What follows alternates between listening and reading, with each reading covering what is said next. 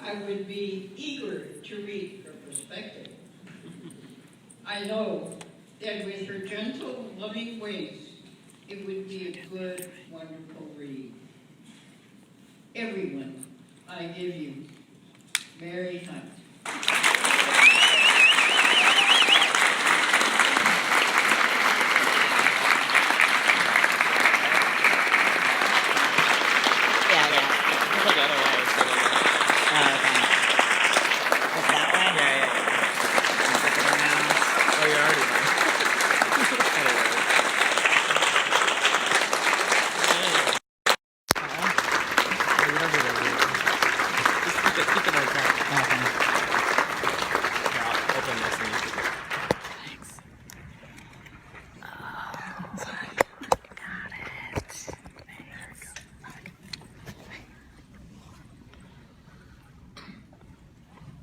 Good afternoon. Hi, Mary. You've just heard the most wonderful introduction I will ever have in my life. Thank you, Nikki Roscoe.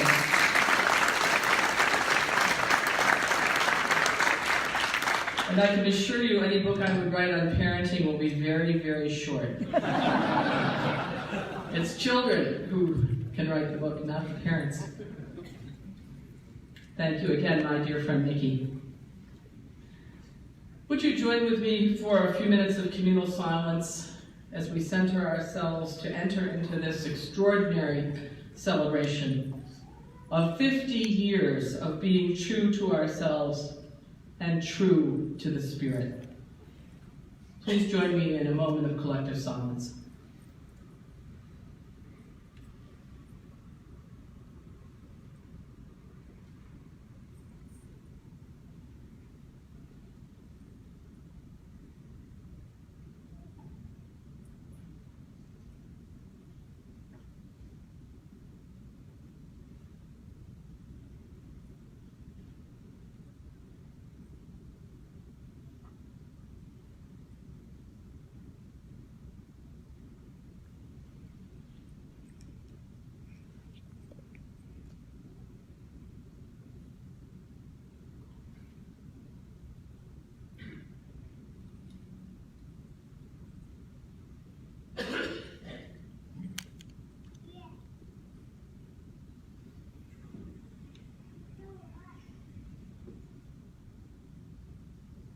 Good afternoon again.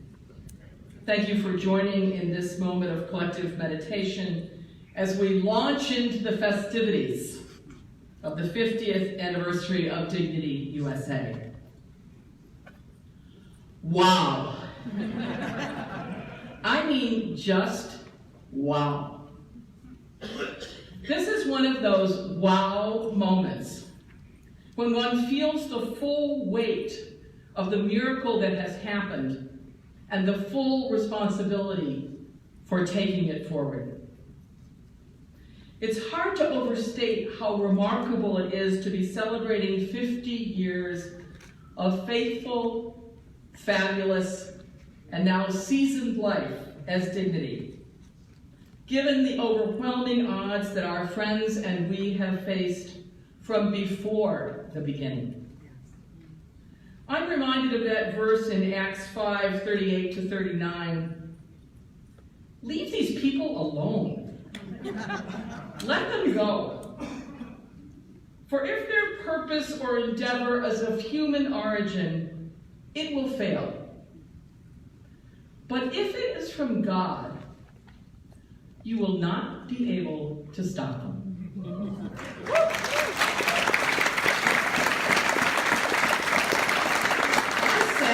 Let history decide. But as I read our history, no one has stopped us yet. In Southern California in 1969, when the Reverend Patrick Niedorf, a priest of the Order of St. Augustine, responded to the pastoral needs of gay and lesbian Catholics, that was a random act. And that random act has brought us, a half a century later, to this glorious day. Let us unleash an Alleluia. Alleluia. Here is the text of the 1970 ad placed in the Advocate, you know that holy publication, the Advocate, to attract Catholic gays. I will read the text of the ad for your edification. Join Dignity, a Catholic group of intelligent gay men and women. We share successful ways of bringing dignity into our lives. Honest talk, sensitivity, sincere people. Applicants screened. White Father Pat, Box 4486, North Park Street, San Diego, California, 92104. Well, 50 years later, whether we're gay or not, men or not, women or not, intelligent or not, we have apparently passed the screening criteria. And here we are as witnesses to successful ways of bringing dignity into our lives. Our collective truth, my friends, has set us free.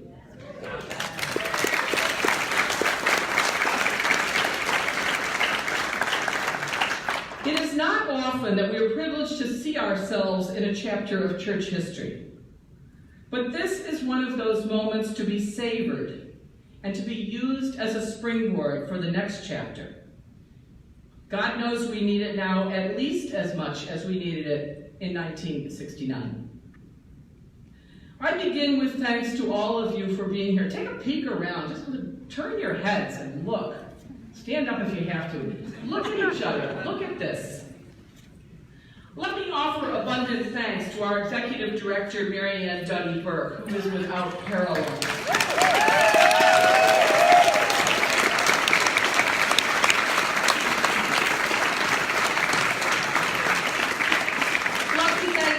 Burns, Logan, and Susan, whose tireless labor made this celebration possible.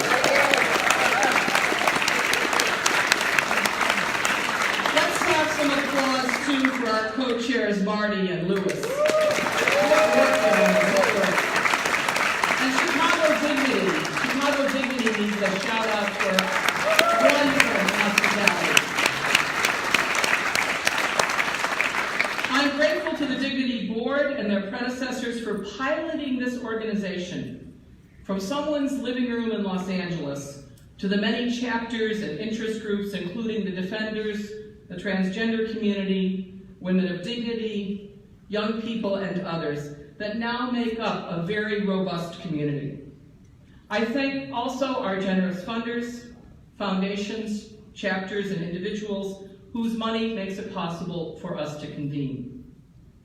Finally, I want to personally recognize our international colleagues of the Global Network of Rainbow Catholics that just finished its third and very successful gathering. Your wisdom and your faith enrich us and enrich our meeting beyond measure. Thank you for being here. And now, without erasing any differences or particularities, let us say with our friends from everywhere around the world, we are church.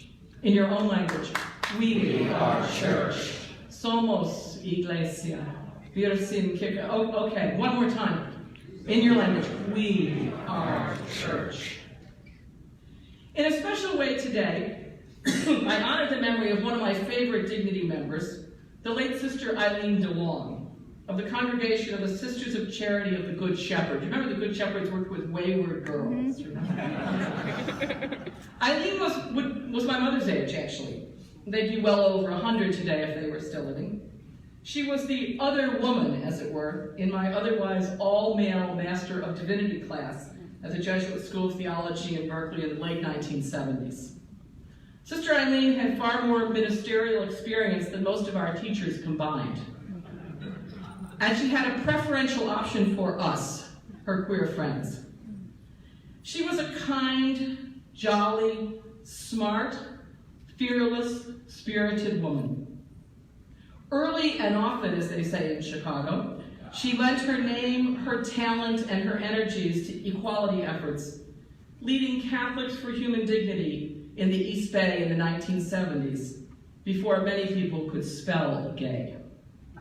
When she died in 1995, just short of 80 years old, friends started a fund intended to be used to bring members of religious congregations to dignity conventions. What a worthy investment. Many have benefited from this generosity, which has opened hearts and closets. Special thanks go to Bay Area colleague Scott McElhenney for his loving stewardship of Eileen's memory. You'll read about it in the program. This year, as Eileen's Legacy Fund is drawing down its resources, some of those funds have been used to help bring our international guests. I'm confident that Eileen smiles on us, and I smile at the name Eileen DeLong presenting.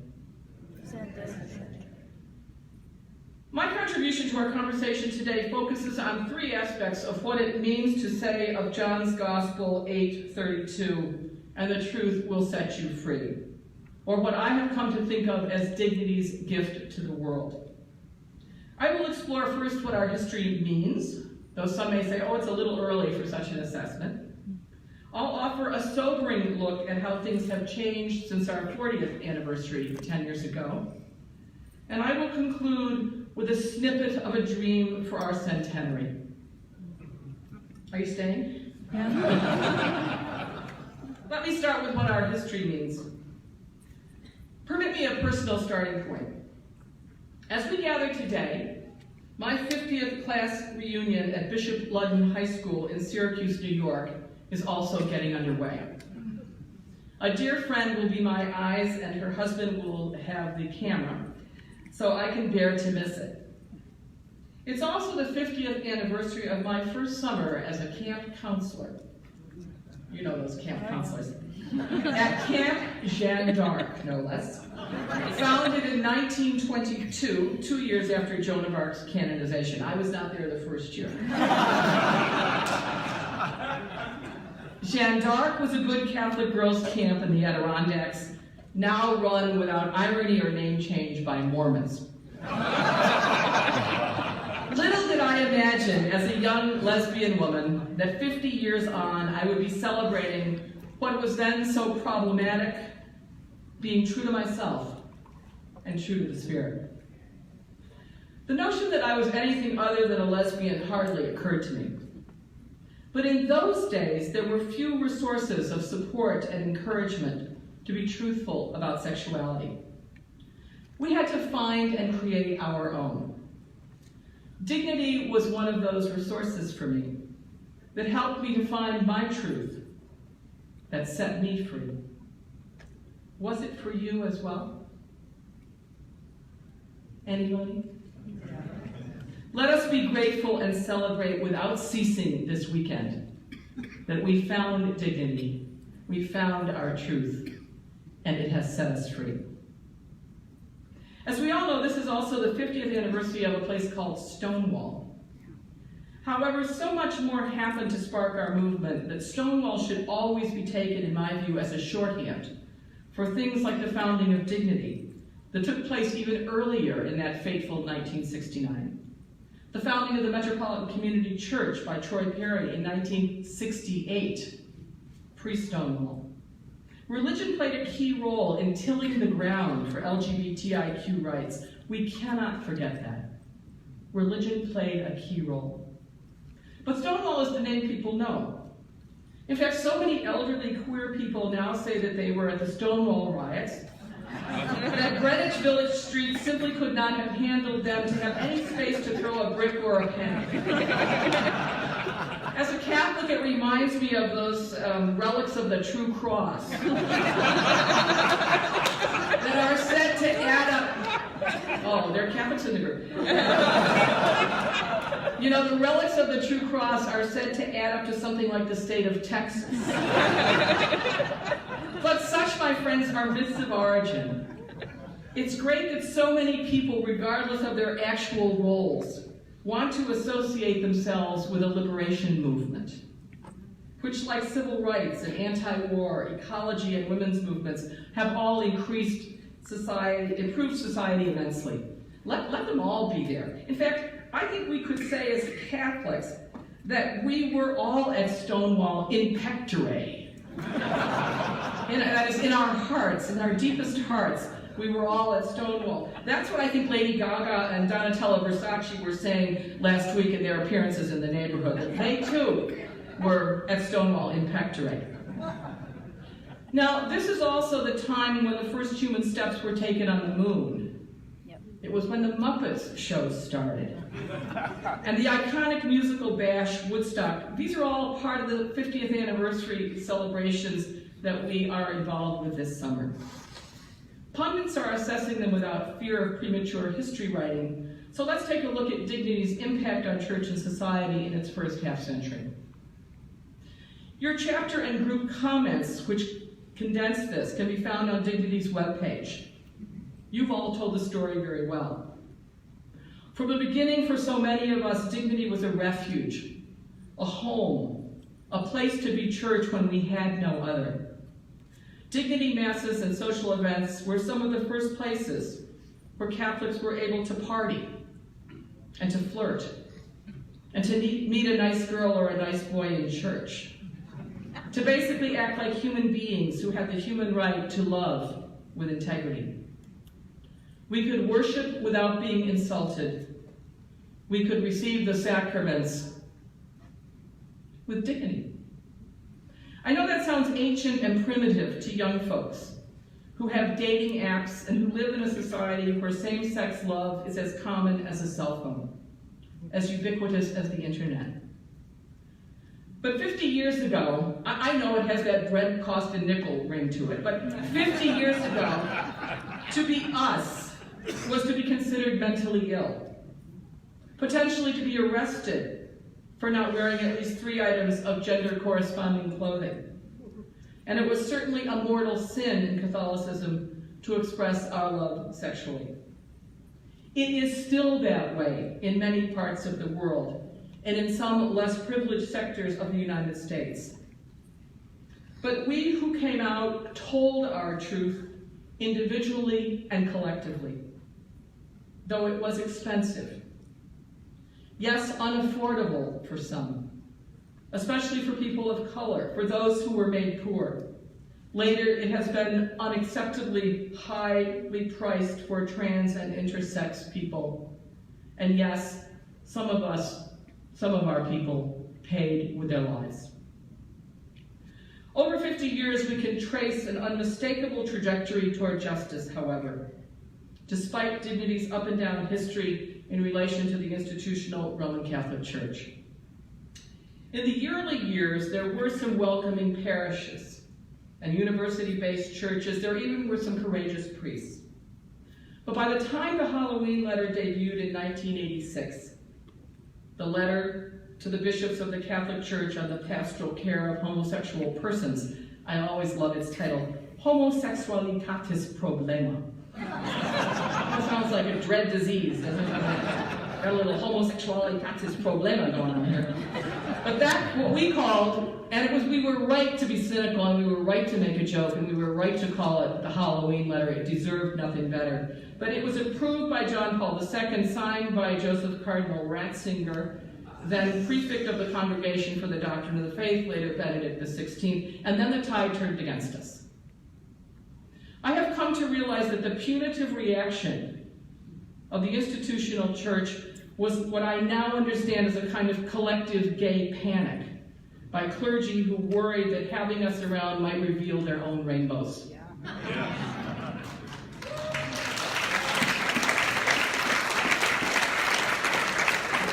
Am I right? Yes. We didn't know it then, though, did we? I mean, we did, but we didn't. We didn't say it. But now we know it, and we have to say it. Then it was just outright oppression, with legal consequences all over the world, as right-wing groups were emboldened by the church's negative teachings. People lost their faith. Many kicked church dust from their Birkenstocks. People died. Some killed themselves because of that document. It was not a neutral piece of paper. Many of us rejected the institution's teaching out of hand. It was a case of non-reception, as we call it in the theological world, a teaching that doesn't mean much if people don't receive it. We knew full well that our sexual orientation was in no way disordered and our lovemaking was in no way an intrinsic moral evil. Vatican officials, get a life. Think about war and greed, racism and ecocide, if you must use such terms. But leave us alone, as the writer of Acts 5 said. We knew and we know that we are of God.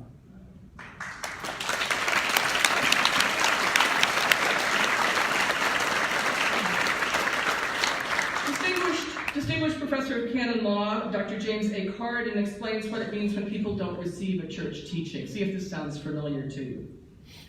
Reception, he writes, is not subversive of legitimate authority. Rather, it supports and enhances it. On the rare occasions when laws are not received, it is because they do not suit the community. The believing, spirit-filled subjects, case in point, discern that rules are not apt for the attainment of their stated purpose or for the common good. Non-reception is a legitimate participation by the people in their own government. They actively collaborate with lawmaking authorities for their communities. By not receiving a teaching, they are simply exercising in a responsible way their rightful role in the ruling function of the church. Unquote. Major canon lawyer, 20th and 21st century James Carden. Exercising their rightful role in the ruling function of the church. That is what we do, and that is what we did in rejecting that teaching. Nevertheless, many LGBTIQ people, their families and friends were deeply damaged by what I have long called this theological pornography, in lieu of a better way to describe it. It is the kind of theology that, like pornography, objectifies persons, trivializes sex, and leads to violence. Let me say it again. It is the theological pornography that objectifies persons, trivializes sex, and leads to violence. But the unintended consequence of this moment was that people did indeed take the governance of church into our own hands. Dignity, along with the Conference for Catholic Lesbians, New Ways Ministry, Water, Communications Ministries, later Fortunate Families, Equally Blessed, Call to Action, and now some courageous women religious, women church, secular, and interreligious communities have become alternative sites of church for Catholics scandalized by church teaching. And then came HIV/AIDS in the 80s and 90s. We lost scores of Dignity members. The institutional church disgraced itself in many instances by not offering basic pastoral care to accompany, bless, and bury many of our friends, and to help their families cope with unspeakable loss by naming why their children died and speaking respectfully of their lives and loves. In those days, women stepped forward to provide care and to express solidarity in what was still mostly a male group. Men and women came to appreciate one another, and Dignity, that had been mostly men, began to get a glimmer of the strength and power of Catholic women. Today, we stand together.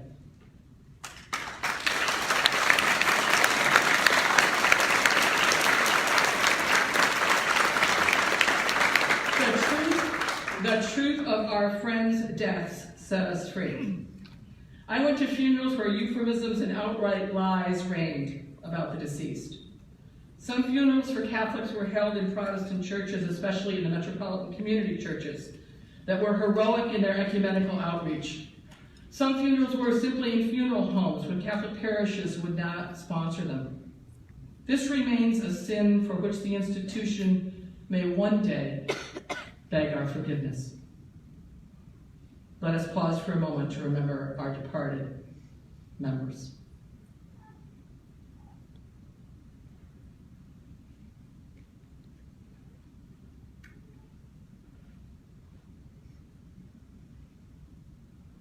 May they rest in peace. Over the years, as same-sex love was gradually destigmatized and eventually entered the mainstream of privileged sectors of society, especially with marriage equality, Dignity led colleagues in holding a strong, clear, steady line that sex and gender discrimination could never be separated from work to get rid of racism, xenophobia, economic injustice, and the rest. Now, dignity has not been perfect. God knows the struggles over women's celebrants, inclusive language, and reproductive justice, to name just a few of the contested internal issues. But dignity has stayed the course, seeking truth however elusive it might be, and trying to learn from international and interreligious colleagues as we seek to be church, since in effect we have no church. I dare say on this 50th anniversary we have succeeded beyond our wildest imaginings. Speaking our collective truth, insisting on it, has made us, those who in the ecumenical coalition are seen by people as the Catholics. Look around, this is what the Catholics look like now. Our work is scary, isn't it?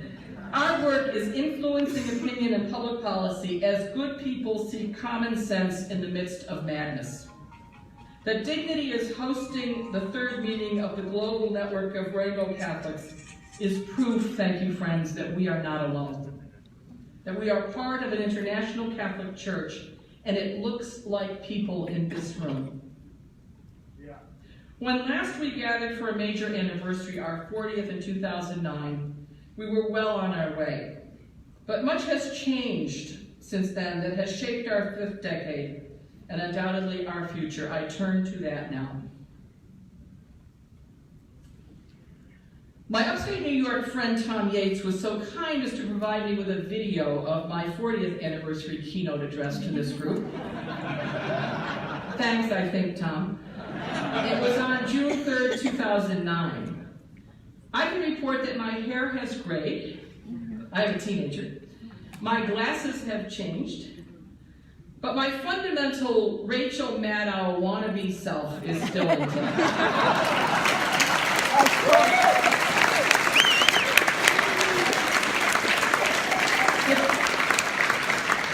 If only I played soccer. But in a decade since then, the world has turned upside down when it comes to the Catholic Church and the U.S. state. Those changes have shaped our life in dignity with every indication that the trajectory will continue for the foreseeable future. And I'm glad that Urvashi is here because she'll pick up on this tomorrow.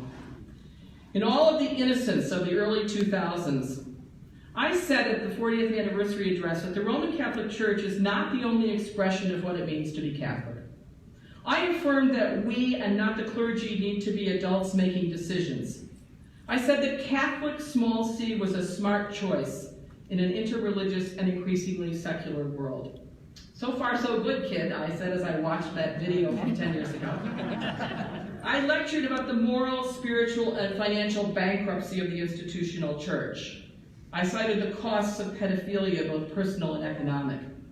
I talked about the spiritual bankruptcy of the institution as it engaged in the apostolic visitation of women's religious communities and the doctrinal assessment of the Leadership Conference of Women Religious. Those were in full swing then in 2009. I laid out the financial picture, how parishes were closing due to the payoffs, mostly legal fees. And I concluded that how badly dignity had been treated was a harbinger of things to come for the whole church.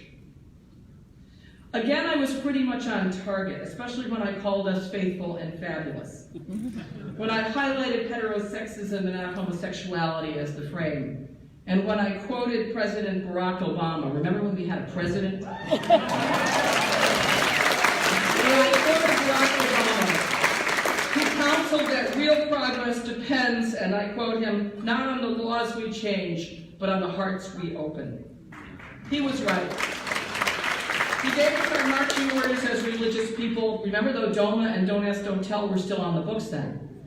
We had plenty of work to do. And I closed my spirited remarks with the wonderful words of the Women Church movement that the needs of the world, not the failings of the church, will set our agenda. Little did I know how intertwined they would be in the next 10 years. I do not repudiate my analysis of a decade ago, but I admit freely my naivete. I did not see coming what has so shaped us in the past decade, namely the implosion of the institutional Roman Catholic Church and the wholesale breach of U.S. democracy with resultant shameful, dangerous public policy. Let me outline these two in turn. Like many of you, I thought we were in ideological disagreement with the Roman Catholic Church, that the Vatican held all the cards, and that we were consigned to the margins by patriarchs for principled reasons. That would have been easy and even decent. Instead, we have witnessed a level of ecclesial corruption rivaled only by the mafia, a degree of moral depravity rarely seen in religious history, and a shrouding of truth, indeed cover-ups in so many layers of lies that most will not be excavated in our lifetime.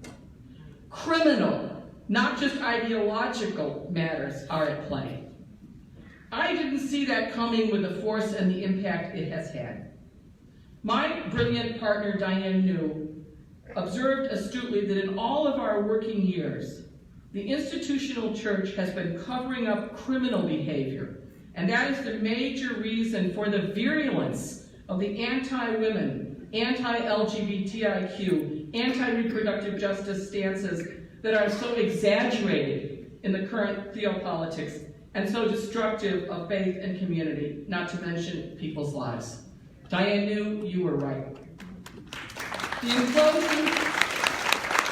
implosion is real and sustained as the Roman Catholic Church loses market share and as people seek to distance ourselves from the stench of corruption. I do not say this with any satisfaction. I take no delight in it. I know the price that survivors of clerical sexual abuse and its cover-up have paid, and those are the people who have survived. Rather, I name these elements as shaping forces that have cast the institutional Roman Catholic Church in worldwide disrepute, though we have only seen the tip of the iceberg. Catholics remain the largest U.S. religious groups, but former Catholics are second. This has material consequences for us as dignity. We now are what people think of, if they think at all, about Catholic. One can surely understand why so many cradle Catholics are beyond disgusted. But it shocks me to realize that we, Dignity and Friends, are now what some might call mainstream Catholics, and that we even bother with the tradition, much less value it as we do. We are not religious toadies or do-gooders. God knows we are not so blameless we can cast stones. But at least we name our truth, and it sets us free to be decent human beings who work with other decent human beings, whether Catholic or not, to create a just and loving world. This is not how the institutional Catholic Church is perceived today. Reasons abound. A few cases that I watch closely provide the flavor, bitter as it is. 10 years ago, Theodore Cardinal McCarrick had finished his time as the leader of the Archdiocese of Washington and was already a kind of freelancer nominally connected with the church in Rome as he fundraised for the Papal Foundation. I could not have imagined the extent of his sexual abuse, just how many seminarians and priests he would opportune. A laicized Mr. McCarrick sits now in a Kansas monastery, lucky to have a roof over his head and no bars on the door. His successor, Donald Wuerl, was Archbishop, soon to become Cardinal in 2009 in Washington, D.C. Wuerl was a real comer. But I should have figured after he unsuccessfully tried to oppose our friend Archbishop Raymond Hunthausen in Seattle, that Wuerl was up to no good. In fact, he got hundreds of mentions in the Pennsylvania grand jury report in the summer of 2019. As someone who frequently did the wrong thing in terms of handling priests who abused. He lied outright, calling it a lapse of memory when asked about his knowledge of accusations against Cardinal McCarrick, whom he succeeded. Never heard of him. He was caught when a victim reminded him that he, Wuerl, had reported that man's case to the Vatican. Even Pope Francis lost standing in this scandal, praising Wuerl when he was on the way out. This was deeply offensive to many abuse survivors. Wuerl's whereabouts are unknown, but the smart money is on a cushy post in Rome, a la Raymond Cardinal Burke and Bernard Cardinal Law. This is how the old boys retire. This does not edify Catholics. These are but several of literally thousands of examples of pre-sexual misconduct, much of it criminal, and its cover-up by myriad bishops, not to mention the costs of litigation and settlements that have left rank-and-file Catholics disenchanted. It is not a joke to say that former Catholics are the second largest denomination in the U.S. No matter what one thinks of the Church, it is a sad and disgraceful theft of people's religious tradition, perpetrated by their denominational leaders, plain and simple. We have dignity, international Eucharistic communities, and women church groups. Most Catholics have no such options. So I cannot say a not so fond farewell to these people with dignity and women church groups, including my own SAS, Sisters Against Sexism local base group, as support. I can't say goodbye to the rest of them. To do so is to ignore the deep and serious betrayal of what millions of people hold most dear: their faith in God and their commitment to the Jesus movement lived out as Catholics. Whether I like it or whether that's mine or not, it is their human right, now abrogated by the actions of so many clergy. For me to wave goodbye for our greener pastures would be a cavalier and callous way of acting. Instead, I think we, whose truth has set us free, have a responsibility to create new forms of church for others as well as for ourselves.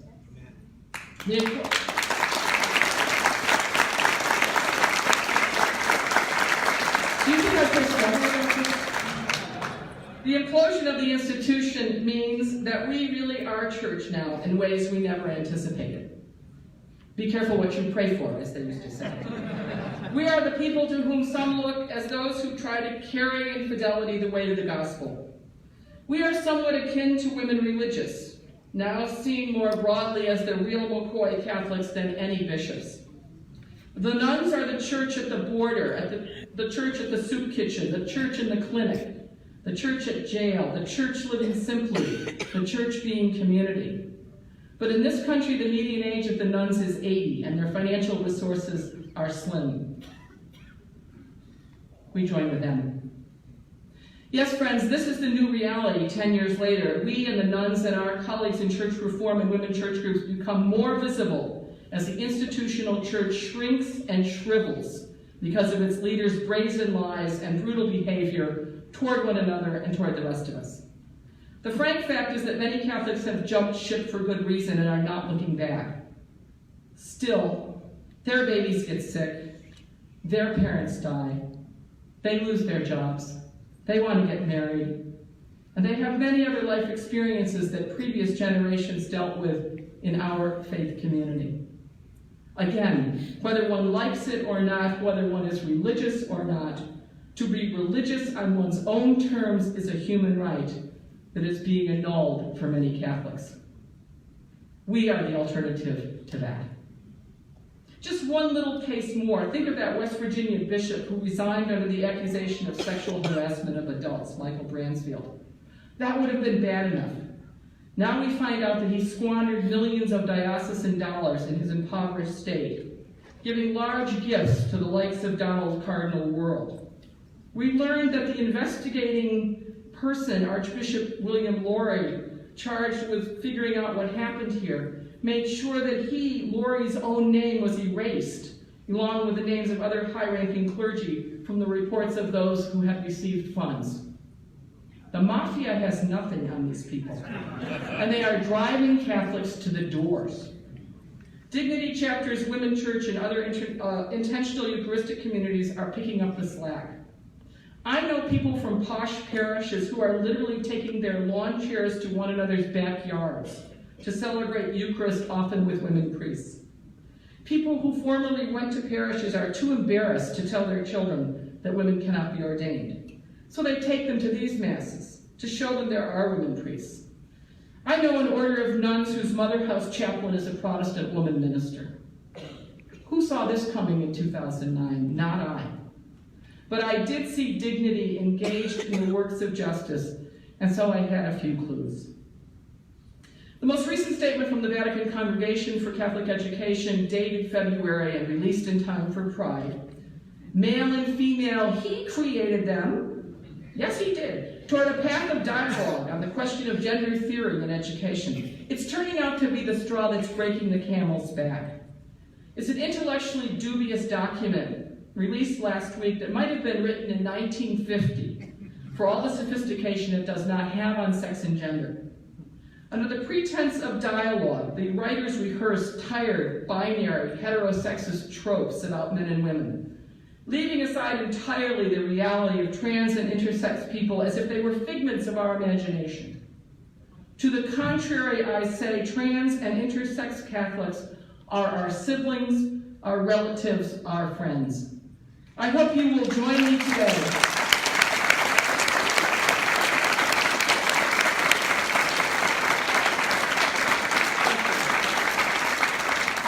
Join me today in pledging our resources and our support to them until their discrimination ends. One could ignore such a document, except that it has material consequences on many fronts, not least of which is in Catholic education, where persons in legal same-sex marriages are being fired on the basis of this teaching. In nearby Indianapolis, 3 Catholic high schools have been pressured to fire faculty and staff who are married to same-sex partners. 2 schools have conformed under threats, and only the independently owned Jesuit school was able, due to its money and privilege, to withstand the consequences of being declared not Catholic. It is laughable that the Archdiocese of Indianapolis thinks people will imagine a Jesuit school to be other than Catholic.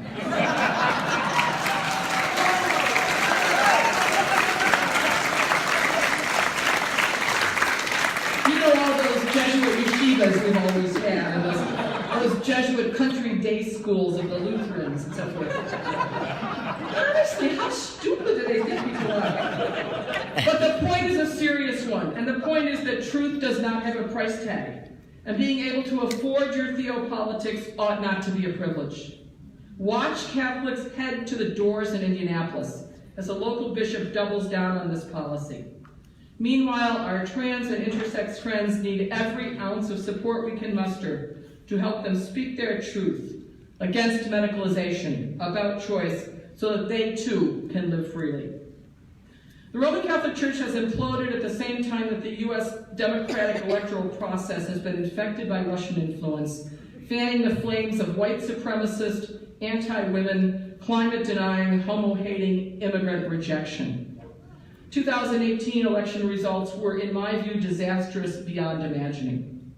The bishops support so many of the policies of the current administration, particularly religious liberty and anti-abortion, that they have no moral standing to say anything to the government. It is therefore up to us LGBTIQ Catholics and our colleagues to say no to tanks on our streets, no to deaths on our borders, no to ecocide and racism, and no to nuclear war. It is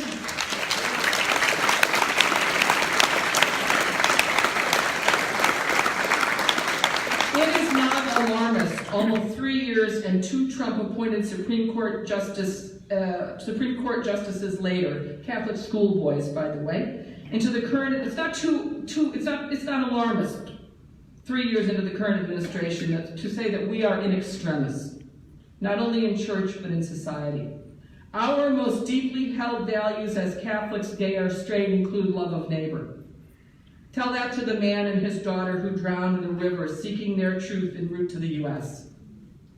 Another value of ours is that all of us are made in the image of the divine.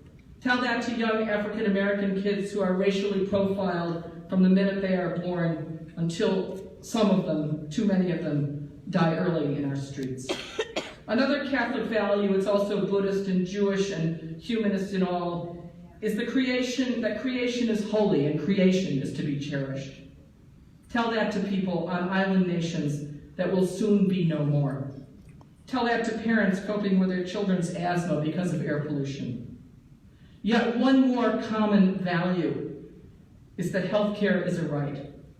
Tell that to a woman in Missouri who seeks to end a pregnancy, or to an elderly man in Florida who cannot afford his heart medication.